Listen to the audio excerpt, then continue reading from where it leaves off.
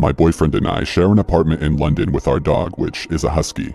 My boyfriend is in the film and television industry and used to work from home most of the time, so he would generally look after the dog during the day while I was at work. Take him for walks, keep him company, stuff like that. However, recently my boyfriend was given a new job opportunity in the center of London, much higher pay and much more related to what he actually wanted to be doing. But obviously this meant that he would be out of the house more often, so we had to change our schedule for walking the dog and stuff like that. We decided on alternating days since this seemed fair. So 2 or 3 mornings a week, I would now get up early before I had to be ready for work and I would walk the dog. Now, I'm really slow when it comes to getting ready in the morning, so I had to get up super early on my days to walk him, usually around 5 or 5:30 a.m. I would walk around for 15 minutes to the park near our apartment and let him off the leash in a large field-type area that was enclosed by tall hedges on all sides so that he could run around. This one particular morning, back in November of 2015, something happened that scared me more than anything I can think of. With it being close to winter, it was still very much dark out when I left at that hour of the morning. It was cold and had been raining quite heavily during the night, so everything was wet and still stank of damp.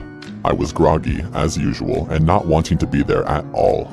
The park creeped me out at the best of times. It was dark and always deserted at this time. There were streetlights, but they're sparse and that old kind that gives off that dull yellow light that just makes everything look even creepier. The enclosed area where I let my dog off is usually pretty dark because there are no streetlights actually in the space itself, as there's one at the entrance gate and one on the other side. I should say that there is a small side road running along one side of the field with a row of garages that I think belong to the apartment buildings just behind them. It also isn't the nicest area. The park itself is nice, but you do get the occasional drunk passing through. They wander through the park to find somewhere quiet to drink more or just go to sleep.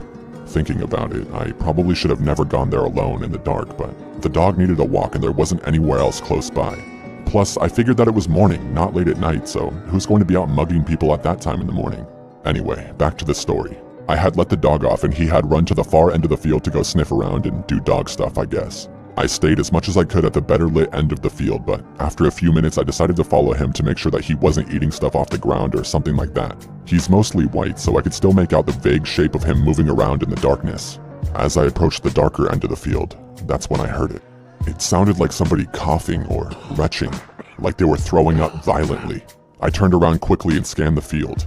No one was in the enclosed area itself, but just over the hedges at the far end, I spotted the silhouette of a man's head and shoulders, illuminated in the light from the street lamp. He was standing on the side of the field with the garages, one hand up against the wall, head down and obviously being sick. I could tell it was a guy from the sounds he was making. I figured he was just drunk, probably didn't even know I was there and just carried on with what I was doing. Still, I was a little uncomfortable with him being there and hoped he would just leave soon. Man, was I wrong. A minute or so passed and I began to hear him mumbling to himself indistinctly. I chanced another look over at him, and this is when I began to get kind of freaked out. I had to quietly move a little closer towards him in order to verify I was actually seeing what I thought I was seeing. He had vomited down the wall and onto the floor and was now proceeding to scoop up what he could of the vomit with his bare hands and wipe it all over his body, his face, and his hair. He did this all while mumbling to himself and chuckling occasionally. This guy was clearly not all there. I decided that it was time to go. I turned my back on the man and called for my dog to come to me. This was a big mistake. I began walking towards my dog, all while calling him and looking back to keep an eye on the crazy man. I stopped in my tracks when I realized that he had now turned to face me. He was reasonably far away and I could only see his head and part of his torso over the hedge. But the street lamp made it clear that he was definitely facing me. He knew that I was there. I froze momentarily, paralyzed with a sudden panic in the pit of my stomach, and then snapped myself out of it. I grabbed my dog, who had wandered over to me and was sniffing around my feet, and put him back on the leash and made a beeline for the gate. I looked back over to the other side and was relieved for a moment because I could no longer see the man. My relief was short-lived though, when I realized that he had not gone away, but had just moved out of the light a little and was now crouched down slightly behind the hedge. I could still hear him mumbling though, and I'm fairly certain he was still watching me. I was almost at the gate when I began hearing him rustling through the bushes. So let me try and paint a picture of where he was in relation to me. Imagine a square. The gate is in the top left corner and he was in the hedges at the top right corner. I reached the gate and began fumbling with the sliding locks. Suddenly, the rustling stops and with dread in my heart, I look over to see why. I really wish I hadn't done that. I wish I had just opened the gate and walked quickly in the opposite direction. He was now standing in the field with me. I couldn't see his face as he was in near complete darkness, but I could see his body outlined in the light from the street lamp. He looked tall and thin. He was breathing heavily and still mumbling to himself. Once again, I was momentarily unable to move out of fear, but only for a second.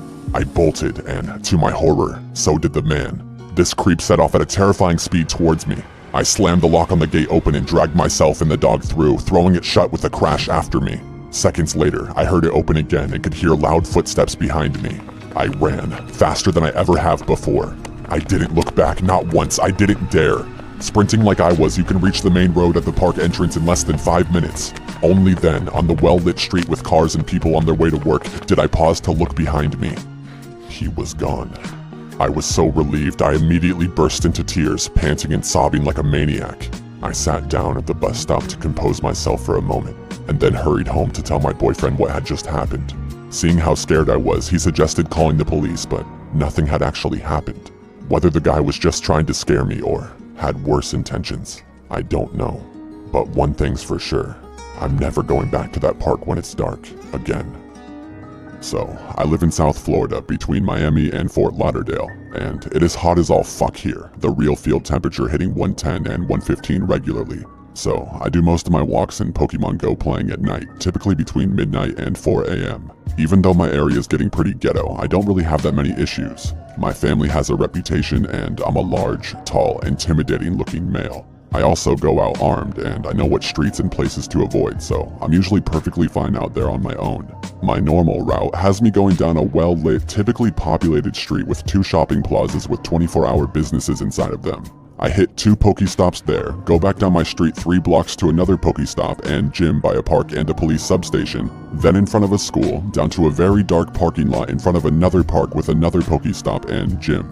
The last of those has a community center at it with large glass doors where some light shines out onto the sidewalk in front of it, and there are some parking lot lights when they're actually working, which isn't often. The sidewalk in front of this building has hedges that block it from view from the parking lot, which up until this week when they were trimmed down to waist level were maybe about 5.5 feet tall. I was sitting out on one of those concrete parking meters capturing the gym to get my defender bonus and decided to drop a lure since I'd be there for inventory and leveling my newly captured gym. About 10 minutes into my lure, I noticed something moving near the hedges in the light from the doors. I thought maybe it was a cat or an owl, as we have a lot of those in this area, so I ignored it at first. Until about 15 minutes into my lure, I got up to stretch my legs. I did some minor stretching and as I was sitting down I realized the shape in the light was there again. Keep in mind, the light is coming from behind and the parking lot lights blow ass even when they are working, so this figure was mostly shadowed. All I could make out was the top half of a human torso and head peeking out around the side of the bushes, just fucking staring at me. I just stared back, and after what seemed like an hour, but was probably only a minute, the form vanishes behind the bushes. I'm sketched as fuck by this point, so I pull my knife from my belt, open it, and put away my phone. Standing up, I call out, "Who the fuck's out there?" All I get in return is a fucking giggle, not like a little kid's giggling, a fucking adult woman's giggling. So I call out to her again. "Quit fucking around, you're gonna end up getting shot doing that shit." She just laughs more and sticks her head out from behind the bushes from a bit further down. Keep in mind, as I've said, the area isn't the greatest. We have hookers, druggies, homeless people, and even combinations of the three, wandering around here at all hours of the night. I'm figuring this is probably some drug-addicted chick high as fuck and decide I don't want to stick around. So I start backing out slowly, watching the bushes. Her fucking head peeks out from the bushes in the original spot, and then her fucking body. She starts following me slightly faster than I'm backing out, just giggling and shambling out at me. I back out to a better lit area and yell out for her to fuck off, and she just stops and stands there laughing and pointing. By this point, I decide that if she follows me and makes a move, I'm getting stabby.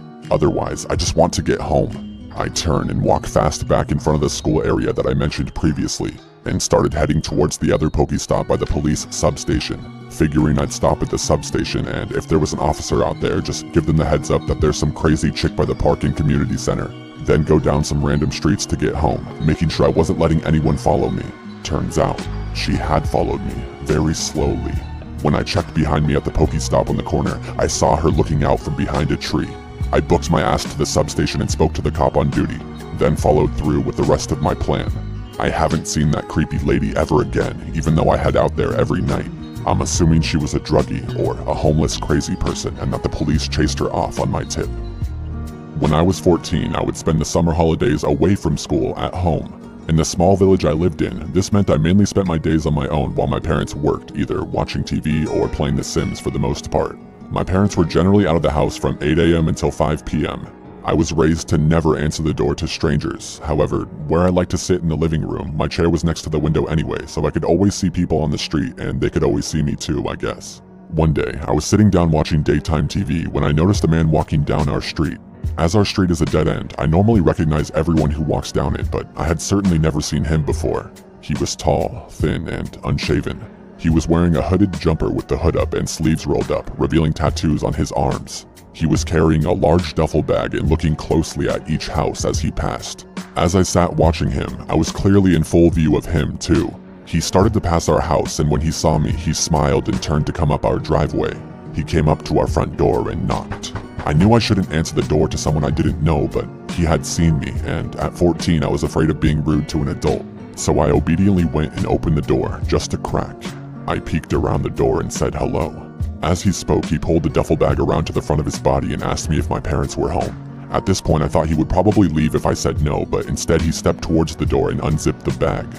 Well, the thing is, I've just got out of prison. I want to do the right thing, you know. It's so hard to find a job, so I'm trying to sell some things. He started pulling towels, handkerchiefs, and other junk out of the bag. The word prison made my heart skip, and I quickly mumbled something about having no money and closed the door. He stood there on the step for a minute, still talking to me about being able to help. So I went upstairs and waited for him to leave, which he did eventually. I soon settled back down to watching the TV and forgot all about the encounter.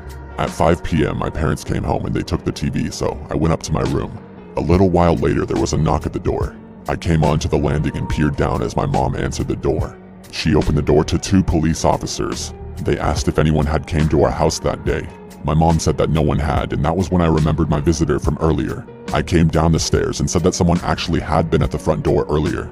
Seeing I was young, the 2 police officers asked to come inside and talk to me. They asked me to describe the man and the conversation that I had with him.